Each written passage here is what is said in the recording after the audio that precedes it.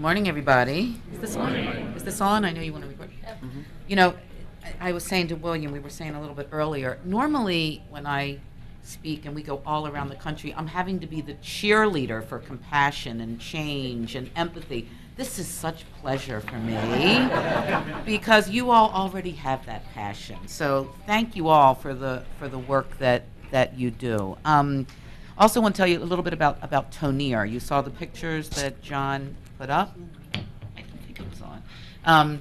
And I have 2 DVDs that I'm going to leave. If you're going to have a movie night or a place, I'm going to leave these for you, but you can also get these free of charge if you just email me. And you'll see my email at the end. But these are Tonier's life. One is on women in prison and what a difference it made when the trauma was addressed, and the other is Tonier's life. The one behind closed doors was done from a program that we did about 8 years ago called Tamar's Children. And Tamar's Children was a program that we had funding from Substance Abuse Mental Health Services Administration to do for pregnant, incarcerated women with trauma histories. And that's where I first met Tonier. Got Tonier out of prison. She got into the program. And Tamar stands for Trauma, Addiction, Mental Health, and Recovery, but we named it after Tamar in the Old Testament. We named it after the Tamars of today. If you remember in the Old Testament, and Samuel too, that Tamar was a daughter of King David, and she was abused by her half-brother, and she rips her clothes in disgrace and was never heard from in the Bible again. So we named it after the Tamars of today. But talk about divine intervention, trauma, addiction, mental health, and recovery. So that was the program Tonier was in. We brought women out of the prison. Tonier now works with me. Her office is next door to mine. She travels around the country, and maybe I can say thank you to you all, because her daughter is like my, little grandbaby. I mean, she's daughter that she had in the program. She was pregnant while in prison. Today, like at 1 o'clock, is her dance recital, so oh darn, I'm missing that. Well, have you all ever been to kids' dance recitals? So,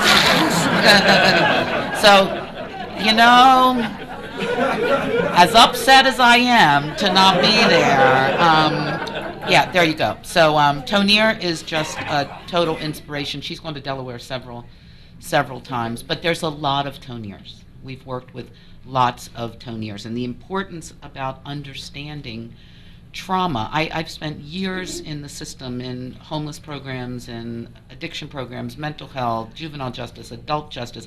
I will promise you that trauma is the common thread that links all of our publicly funded systems together. Think about, we're all treating the same thing differently. Think about foster care, juvenile justice, mental health, substance abuse. It really all boils down to how we treat one another, right? It's not rocket science. It is the most common denominator is this boils down to how we treat one another, right? So when we're talking about trauma, we're talking about asking that question, it's not what's wrong with you, it's what happened to you. Wouldn't that make a difference if any time anyone was admitted or come into prison, somebody said, tell me what happened? We have a dear friend whose name is Mark Patterson, and he runs the women's prison in Hawaii. If any of you can get to Hawaii, it's so worth seeing what he does. When he took over the women's prison about 5 years ago, he said this is going to be a place of healing and forgiveness. He's the warden, right? Imagine what a difference that is when you come in, and there is a Hawaiian phrase, lupuhana, or I'm probably mispronouncing this, I'm sure I am, but that's what he said, and he created sanctuary. So it's a place of forgiveness. He has the women growing organic vegetables because he wants them to see something from a seedling to something that can serve others, okay? He has the young women serving the elders. So that whole respect thing is so important. They provide the meals to the older women that are in there and then eat after them. They do a lot of native Hawaiian chanting. But it is a place of healing and forgiveness. I'm like, I spent a lot of time in Baltimore City Jail. I'd just like to try that for 1 minute. Because Richard Malika is a colleague and friend of ours, psychiatrist at Harvard. He does a lot of work with refugees. And what he says, very similar to the shame, he says, behind every act of violence is humiliation, right? And lack of empathy, okay? Okay, so humiliation. I was at a maximum security facility for people with psychiatric diagnosis, for people who were found by the courts to be not criminally responsible just this week, and I was seeing an old fellow there who I've known for years and years and years. He's been throughout the system, and he had just gotten out of restraint. For slamming a door, they restrained him, which is absurd, but they slammed. So I said to him, what happened? Well, this guy was in my face. I'm like, no. Let's talk about how that made you feel. It wasn't that guy was in your face.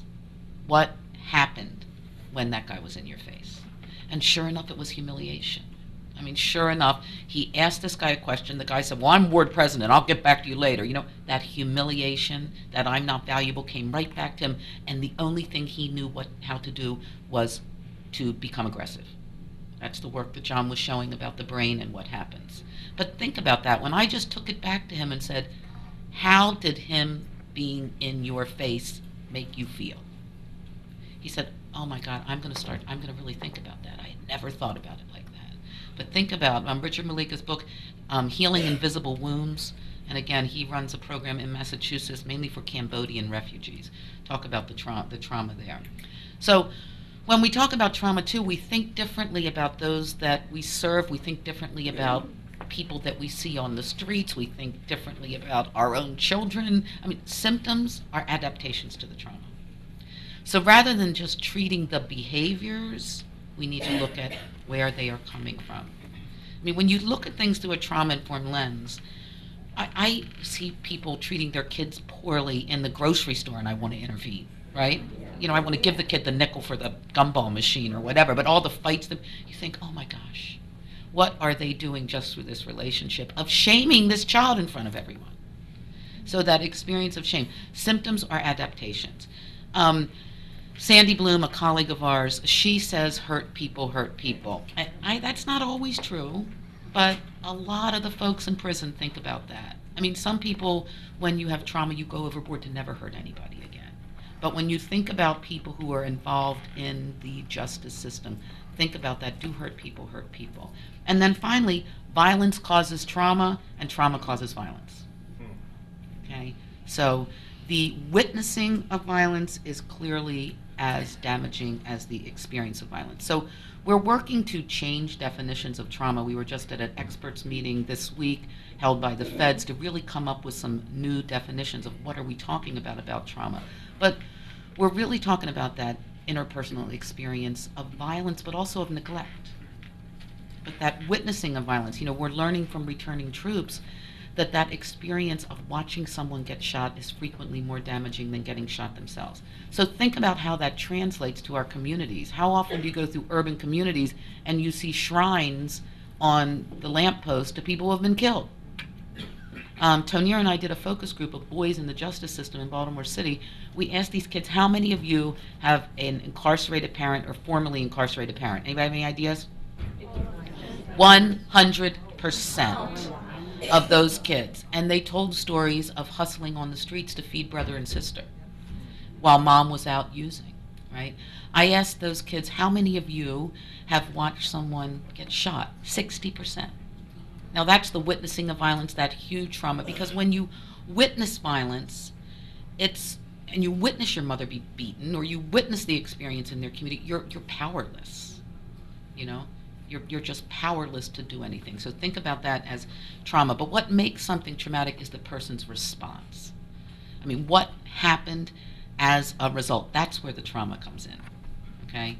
What happened to you as a result of that trauma, and what have you done in order to cope and to keep it from happening again? And that's where we start to pathologize people. So many of the behaviors you see are normal responses to abnormal situations.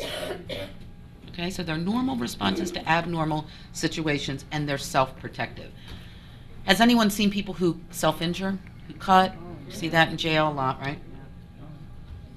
When I was training, I was told by my clinical supervisor when I was in a state hospital in Pennsylvania for my first clinical rotation, I was told, you can work with this woman. She injures herself just for attention, and she's manipulative, and she's a borderline. Right? Nothing could be further from the truth. Self-injury is relief-seeking.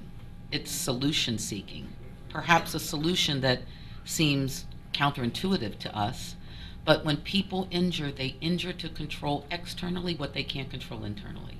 They injure to be able to sometimes feel alive. They injure, sometimes people say it releases endorphins and it gives you some kind of relief, just like a lot of our psychotropic meds. But they mainly injure for relief. It's the best alternative they know. So our job is not to restrain them. We were working with a program in the Midwest where a woman was restrained for self-injuring in a maximum security facility. So what did they do? They, tied her down and she bit her lips off. Because tying someone down is reenacting and restraining them the very issue that probably caused her to self-injure in the first place. So oftentimes our practices only re-traumatize. So we don't just do no harm, we do more harm. Okay? So that whole concept of self-injury, and when we teach, we have to teach correctional officers this, and direct care staff in state hospitals this, but when they get it, they get it. They really do get it, but you can't expect people to understand all this when you don't teach them. And they're traumatized.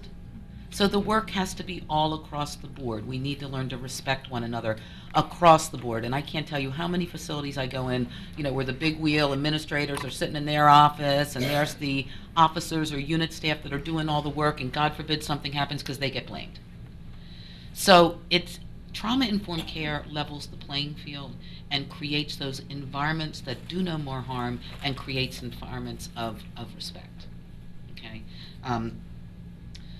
Dissociation, you see people who kind of go someplace else, and this does not mean teenage children. They do that on purpose. When you talk, they'll be like, ooh, what, I didn't hear you. But no, this is people who clearly have that ability to become dissociative. But think of it, we pathologize it, right? Dissociative identity disorder, blah, blah, blah. But think of it as, could it be a strength? Is it what kept that individual alive? If they had not had that capacity to take themselves out of that situation, right, how could they have survived? So think about the young child who's being abused. Think about that young child who splits off that part of themselves in order to cope. And one of the reasons it's so hard to get at the trauma, if you were dissociative when the trauma occurred, it's hard to get to it. If the trauma happened pre-verbal, you don't have the words for it. So using the arts and other healing, Bessel van der Kolk, kind of the leading psychiatrist in the trauma world, says you don't need medication stat, you need yoga mat stat. Because he says trauma lives in your body. The work that you all are doing is so important because it's so about relationship, but the spiritual part. People oftentimes with trauma history need to reconnect to that spirituality because oftentimes they feel, how could there have been a God who would let this happen to me? Where is a higher being when I'm being abused like this? So that connection back to spirituality is extremely healing. So this doesn't take place through therapy per se and going to see your shrink and them giving you the pill and you have to go out and do X, Y, Z. No. This happens in the context of the relationships, and that's what you guys are doing. It happens in that context of the relationships. We all know about post-traumatic stress. Okay, how many people who have trauma histories have post-traumatic stress? One psychiatrist we work with wants to take disorder out of it because he's like, we don't say when people come back from combat and lose an arm that they have lost arm disorder, right? Maybe it's not a disorder, right? It's what happened. It's really what happened. Why are we pathologizing that, right? So there's some talk about that. But people with PTSD frequently feel like it's happening over and over and over again. Perfect place for using, right? If you can start to use, you can numb out. So it changes the way we think about substance use. It changes the way. I was speaking at a substance use conference, and I quoted our colleague and friend Vince Felitti from the ACE study that John talked about, and I thought I was going to be thrown out of the room because I said it's not a brain disease.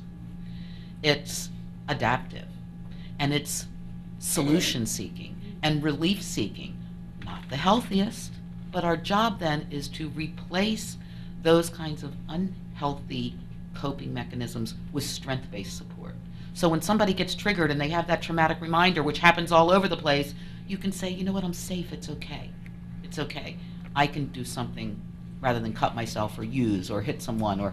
So that's what our job really is to, I see the folks that we serve, and I do cross systems. I see the folks we serve as wounded. And our job is really to help people heal. That's why when we do this work and we go into juvenile facilities or mental health facilities and we say, you got to get rid of those level systems. Oh my gosh, people get so threatened. You go into kids systems and you have to have level nirvana in order to be able to go to therapy. There's some craziness, right? The person with the most acute needs is the person who should get the most support. Instead, you have to get to a certain level before you can go to art therapy or before you can go out and play baseball. This happens all of the time. So when you say to people, if you're going to really be trauma-informed, you're helping people find the capacity to self-regulate. You're not going to become the rule enforcer, or that power control is leveled. Okay? But it's very threatening for people to think about. So you can say, Delaware is trauma-informed, and I know there are efforts being made, but until you flip that system and eliminate that power control, you can be trauma-informed, and everybody can know, yeah, that's trauma, we understand, but what are you going to do about it? It's the implementation that's the hard part. It's not enough to say, okay, we've just had a 2-hour training, we're trauma-informed. It's what comes after it. So that's really important. Just the intrusive re-experiencing, arousal, and I have this on the laptop so you can send them to everybody, okay?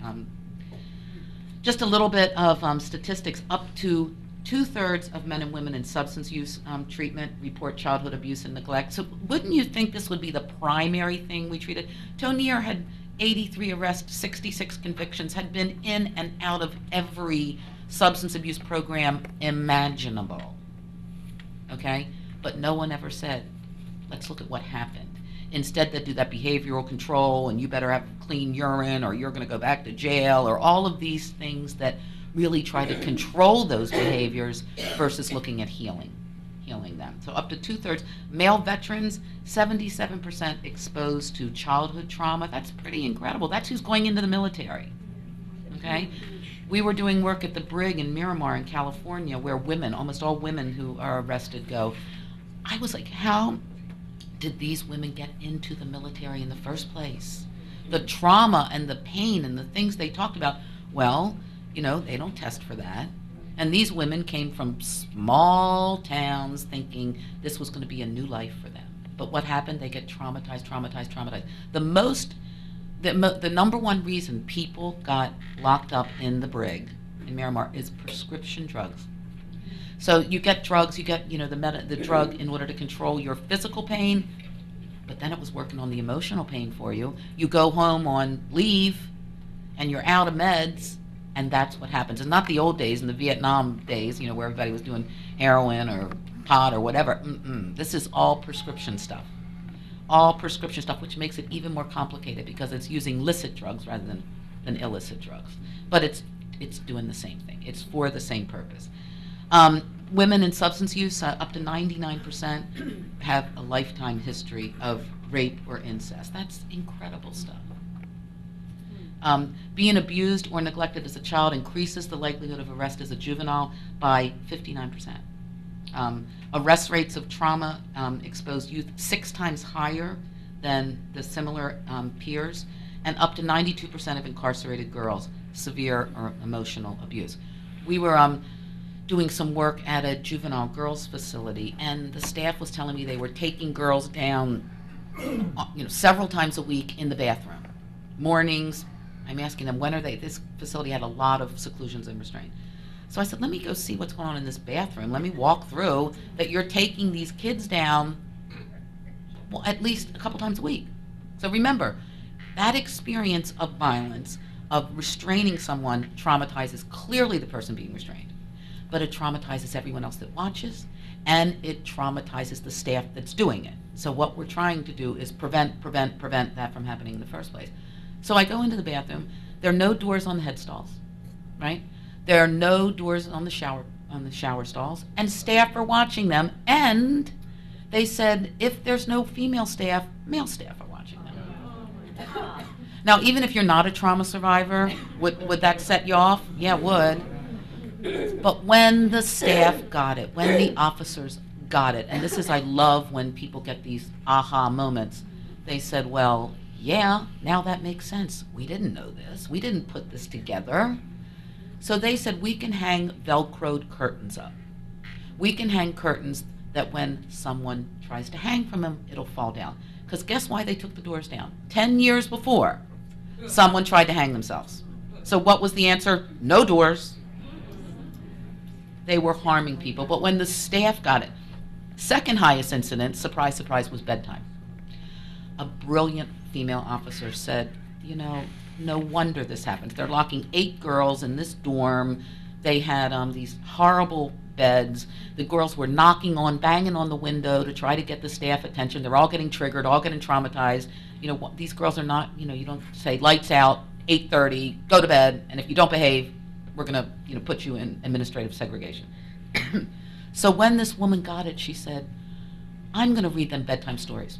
Now, I could not tell them that. It'll be like, here comes the bleeding heart, and it's going to tell them to read bedtime stories for these criminal children. So she tried it.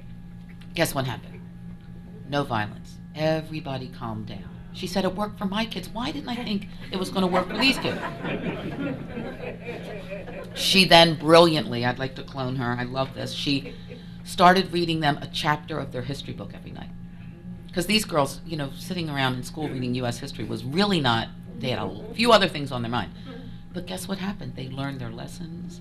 They got calm. She felt great about herself. So trauma-informed care is a cultural attitudinal shift. It doesn't require new money. It requires a change in heart. It does not require any additional dollars. It requires people starting to understand and be there to support one another rather than control one another. The ACE study, okay, John already talked about that. You can Google this, adverse childhood events. It was 2 physicians, Dr. Fleety and Dr. Robert Anda, who really looked at adverse childhood events and how that correlated with not just emotional issues 50 years later, but also somatic issues. They asked 17,000 recipients, HMO, middle-class recipients, 10 questions that basically looked at, were you in a household with certain dysfunction? Did you watch someone get treated badly? Someone at least 5 years of age or older tucked you inappropriately? These are very, very simple questions that they asked. Were your parents divorced? Was someone in prison? Did someone have a psychiatric diagnosis? On and on and on. You can, just if you Google ACE study, you're going to be able to see this. But what they found was a male child with an ACE score of 6 who checked 6 of these boxes. Now, my kids in juvenile justice I work with could probably check 10 of these boxes, right? 6 of these boxes has a 4,600% greater likelihood of being an injection drug user than a male child with an ACE score of 0. So think about everything from poverty. Think about how all of these factors contribute to this. And think about those kids who don't have this experience. So what can we do? You start getting into this and you think, oh my gosh, we have to change the whole world in order to make this work. But we are working with some interesting communities. Tarpon Springs in Florida, the mayor has decided it's going to be a trauma-informed town. So every agency is trained to ask what happened. Every agency is part of this, from the police to the entire community. San Mateo in California too. So there are pockets of people saying, trauma-informed care can be prevention. Even their library has a whole section on reading about trauma. They are doing theater that has to do with helping people understand. And they're having a blast with it because everyone is changing attitudes. People are coming together and they're preventing violence from happening in the first place. I would love to see a whole state, I would love to see someone get it and make all of these publicly funded services become trauma-informed. Because look what a difference we could make. If the governor could say, okay, all of you are going to have to start treating the causes versus the symptoms now. What if we got it in foster care, in social services, in housing, in mental health? Really, isn't that the common thread? And couldn't we make a huge difference? So if anybody has any connection with the governor, there you go. I think this could make such a difference. So now I'm going to just show you real quickly before we bring the amazing William up, what some of the work that we're doing, this is a drug court. Can you guys see this? No. Can you turn, there's lights being turned on. This is, we do a lot of work with drug courts, mental health courts. Wherever we're called, we provide free technical assistance as long as our money holds off from the feds. This is a drug court that we were working with, and somehow they managed to not take away my phone. So, you know, that little defiant part of me, I'm like, I've got to take pictures of this. But imagine why people don't want to come back to court and aren't compliant. Like, how welcoming does this look? No weapons beyond point. But we're working with amazing drug court programs. Joan Ferdinand, brilliant drug court judge in Brooklyn, New York, has totally changed the culture in her court. She's working a lot with women. She gives women a disposable camera. And she says, I want you to go back in the community and take pictures of what is important to you to stay clean. So then she makes the women beautiful albums. So the woman keeps an album and Judge Ferdinand keeps an album. She has, this is great, she does inspirational messages from the judge, texts them to people 3 times a day. She is, and these things cost nothing, right? Nothing. She started a book club. And she said to me, 40 women are in the book club. And she said, you're not even going to believe what their first book they wanted to read was. Grapes of Wrath. She's like, oh my God. It must have been back in school, a book they never read. So they said, we're going to read The Grapes of Wrath. Not exactly upbeat. She also does, she videos the woman that she's serving, coming through the courts, reading a storybook to her child who's in foster care or kinship care, right? Then the DVD and the book are presented to the child, okay? So that connection takes place. I mean, they're creative, wonderful things that can happen to, if we have to have drug courts and mental health courts, which, you know, I have a little bit of a bias about coercion, but if they have to exist, at least they can be places where now these women feel like they're going to get support. This is, can we get the lights down a little bit? You can keep them down now. The lights. Now. It's the video. Oh, okay. Oh, but I have some really nice pictures. Go ahead. Okay. How many of you would touch these papers just because they said not to? I love someone colored them in. You know, love that defiance. But this is the courtroom. This is just last year, right? Do you think people in our federal courts are treated like this? This is how we treat our most marginalized community members, okay? People doing those white-collar crimes aren't going to a courthouse that looks like this, I'll tell you that right now, okay? So the lack of respect, even in what the courtroom looks like, is so evident. Talk about shame. We brought together 10 judges, 10 defendants for a meeting, and 10 people who had been in front of the specialty courts, 10 judges who ran the specialty courts, and we had a dialogue on what would make a difference. And one of the most interesting and significant, and why didn't we think of this, things that came out of it, someone said to the judges, you know, when you're up there on the bench and you're on your microphone and you're talking about my dirty urine to the entire people that are assembled in the courtroom, that makes me just want to go out and use. Talk about shaming. You know, can we do this privately or approach the bench rather than your whole emotional what you do wrong is being broadcast to everyone that you don't even know that's in the courtroom? Who thought that was good, right? Yeah. I mean, you probably, don't you even get a little nervous when you get a speeding ticket and you have to kind of fudge it up there? You're thinking everybody's going to listen to what you're saying in order to be able to get out of your speeding ticket, right? Like, oh my gosh, I had to, you know, I was late for something. I had to get to an appointment. I was having a baby or whatever we say to say, oops, there was a reason we were speeding, and that's kind of embarrassing. Imagine if you're having to talk about everything that you're doing that's getting you in that court in the first place. So we're trying to change these systems. Now, this is, very quickly, a program that we were working with in Florida. This is Marion Correctional Facility. Their warden came to an all-day trauma training that we were doing there. She went back, she says, oh my, I need to make a difference right now. So, in Marion. Marion? There is AVP in Marion. Ah, yay, with the kids. Wonderful. Have you seen these? Is anybody from Florida? No, okay. But she really, this used to be a not very happy place. Yeah. this facility, right? But one of the officers did this, painted all of these cells. And that's the cinder block and the thin little mattress. An officer did the girls and the boys. The other thing I love that she did, she bought the girls flannel nightgowns. You're not going to take someone down in a flannel nightgown, right? You're just not. So we can turn that. Look at this one. And this is an officer that did this. That's finding people's strengths too. Who knew that you have an officer that's an artist like this? How do you think this made him feel? He was so proud. You also can't restrain somebody in Peaceville. Yeah? And look at this one. One officer did all of these. Now that one. And for me to say this is a nice cell, it is against everything I believe in. But until we can change that and keep these kids out of these facilities, at least they're getting that they're children. And what we're really doing is, how can you be punishing children for what happened to them? Okay, so these are some of the kind of changes that we're making through trying to get people to understand that what we can do for no money really makes a difference.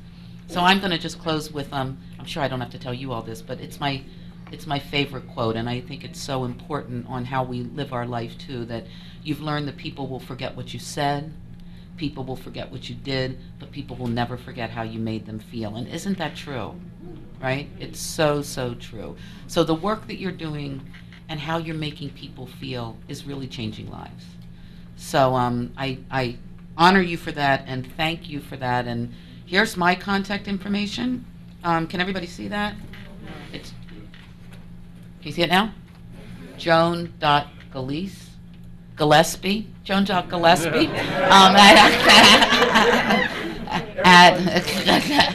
at nasmhpd.org.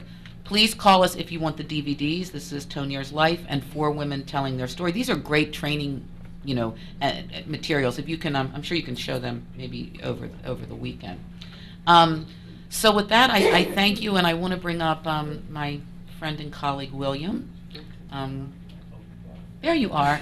William Gilece, get up here.